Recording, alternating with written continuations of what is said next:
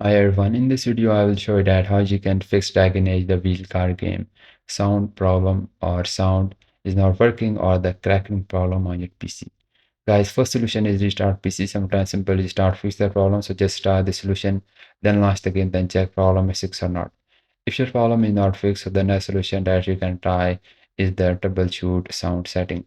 Go to the Windows setup here, the troubleshoot setting, and it will appear on the top. So simply open it. Just click on the additional troubleshooter setting. Now here you will see the playing audio. Just click on the playing audio, then just click on the run the troubleshooter. It will start detecting the issues in your sound or audio, and it will take some time. So you just need to wait for it, then simply check. It will give you the option to solve the problem. So just click on the solve. Sometimes this fix the problem, but sometimes this does not fix. So just try the solution, then launch the game, then check. So the third solution is check sound output setting. Go to the Windows set and just type here the sound setting, and it will appear on the top. So open it and make sure that your speakers high definition audio device is selected.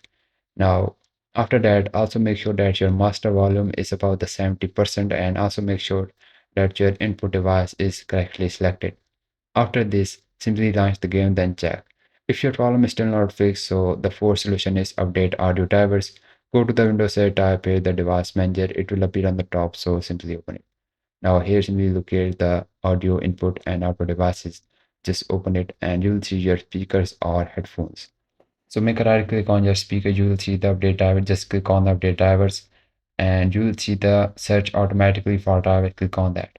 Now if there is any available update for your drivers, then just update it, then simply launch the game, then check, and also make sure that your headphone drivers is updated. So make a right click on your headphone, then click on the update driver, then just click on the search.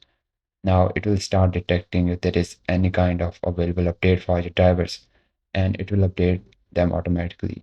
So just try this solution and see which work for you. And I hope guys one of the solution fixes your problem, and if yes, please like this video, and bye bye and take care.